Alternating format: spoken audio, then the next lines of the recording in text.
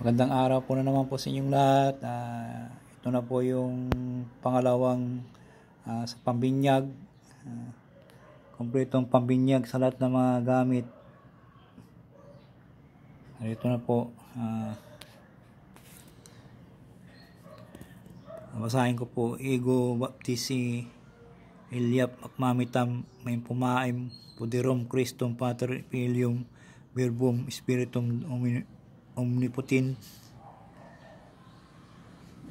Paktinit ego igulis hub timbati biribatis tarumpantal palasak jangka taninum birukam mayam darum pilikso bitum borum nixerd in nomine Patris et Filii et Spiritus Sancti. Tapos yung cross po, sabihin nyo na lang cross baptisi po, bus at potens isi piat omnia binigna labora. Yung cross po, yung Sancti Cross, sabihin nyo cross, kahit na cross, huwag na kayo mag-cross. Basahin ko ulit. Iguti baptisi Iliap makmamitam may pumaim pudirom Christum Pater Filium Verbum Spiritum Dominum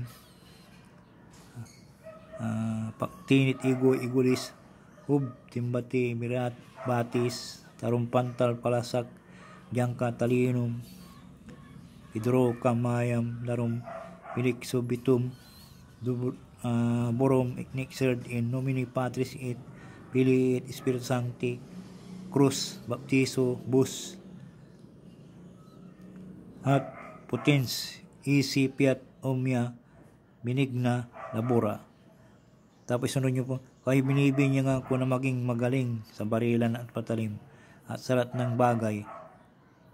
Habang binabanggit po ang inomine Patris et, isabay nyo po yung iwasik po yung ng agua di mayo bendita holy water. Pwedeng holy water din po dito. At konti lang po pwede pong konti lang po ang kanyo gagamitin nyo po. Ang pamamaraan po ay mga kailangan bago magbuhay, magkonsagra at magbinyag. 2 puting kandila, puting damit pang sapin, sobrang puti, malaki, lalagyan ng mga medalyon, holy water. Dapat ay ang pagbinyag nyo po ay dapat ay first Friday o Martes ng umaga, salo ng burban pag pulmon, maganda pong pulmon, pag mga ganyan na pambinyag, pang konsagra, magandang pulmon po.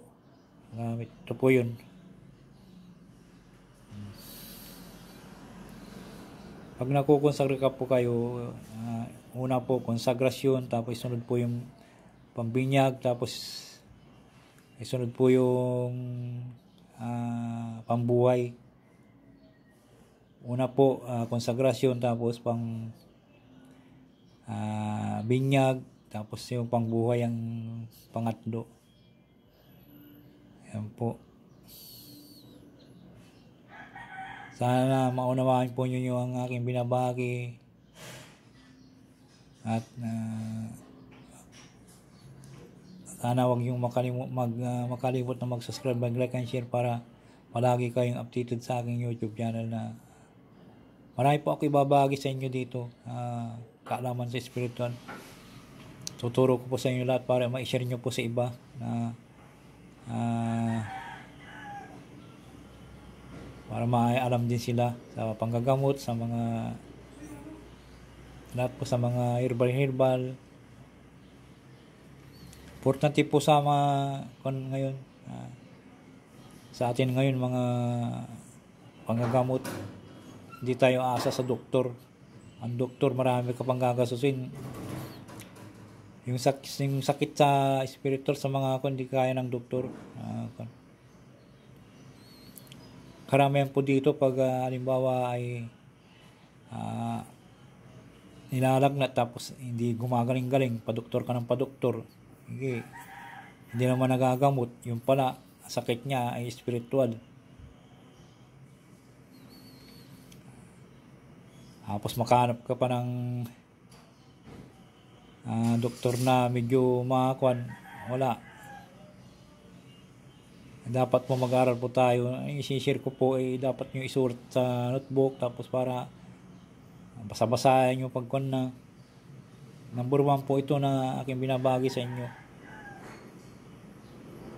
Sana po maunawaan po nyo at kayo na po ang balang mag-unawa at